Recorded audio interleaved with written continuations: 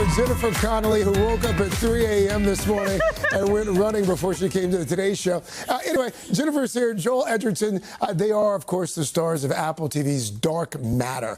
In the sci-fi thriller, they play a married couple, finally back together in season 2, after Joel's character was abducted through the box into an alternate version of his own life. And this time they find themselves and their marriage put to the ultimate test.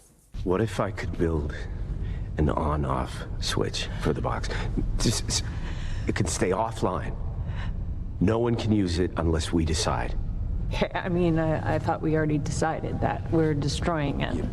Don't you think we should stay here just a little bit longer before we go and detonate our escape hatch? I think if you were changing the plan, we should have discussed it. Oh, Jennifer, Joel, welcome, welcome. I was a fan of season 1. I was telling both of you, though, this is not one of those shows that you can sort of watch, zone out, go do something, come back, and still know what's going on. Like, you have to watch and pay close attention and listen to the show. Yeah, you got to focus. Season 1 was based on a book. Yeah. Season 2, no book. Off book. Yeah, which was exciting, and we didn't know where it was going to go, and I thought that they took it in a place that was very topical, it turns out, you know, like exploring the unforeseen consequences of this technology. It's interesting that you point that out, because one of the themes that I found most interesting in season 1 was this idea that we should perhaps be mindful of the technology that we create and the consequences that technology could have on a larger society. Yeah, there's a big question posed in this season, which is if it can be done, should it be done? And I think that we see on a personal level within our marriage and with other characters in the show, the consequences of using the technology, but on a bigger scale, the broader ethical question of why should we put something out in the world if it can have these consequences? I also understand there's an episode in season 2 where you had to pick up a new skill. You had to learn sign language. Yeah. How did you go about doing that? With a lot of challenges. I don't know what it takes. Yeah, just had a really great team, ASL team around me to kind of help guide me through and not look foolish. But it's you know, it always reminds you that being an actor, there's always a new challenge just around the corner, no matter how long you've been around, how old you get. There's always something new to try. If you stumbled upon the box, first of all, I think we should probably sort of explain the box a little bit. Can you explain the box for people who aren't really familiar with the concept of the show? Sure. It was created by a version of my husband, and the idea of it is to be able to travel to alternate realities. You enter it, it puts you in superposition, and you can enter different realities, different versions of our lives.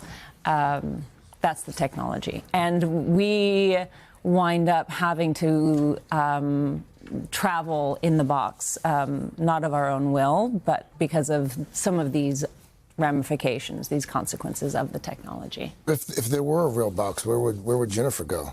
What other universe would you explore? I don't want to be anywhere but right here, right now. Oh, that's good.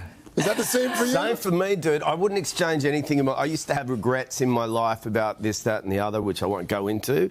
But everything, one of the great things thematically is that you are the sum total of all the experiences you've had up to this point. So why take away some of the naughty or the bad ones? You know what I mean? Because that's who I am right now. I'm right there. Happy to be here. All the bad makes us who we are, right? Top Gun 3, what can you tell us without some studio executive sending a hitman for you? I would if I could. I don't know any more than you do, probably. I mean, I've heard that they would love to do it, but I don't know anything concrete about it. So no script?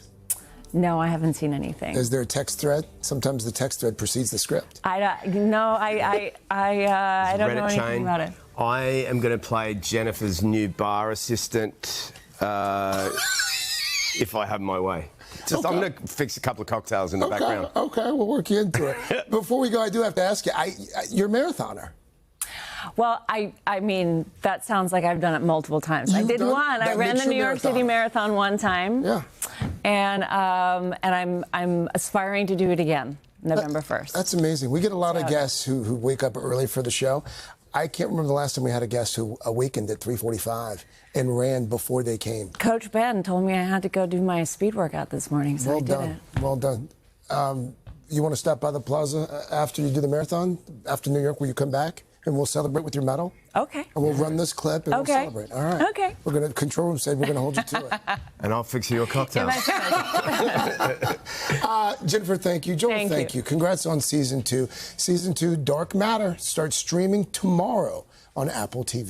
Hey, thanks for watching. And don't forget, you can catch the Today Show every morning on NBC or take Today when you're on the go. Just follow the Today podcast on Apple Podcasts, Spotify, or wherever you listen.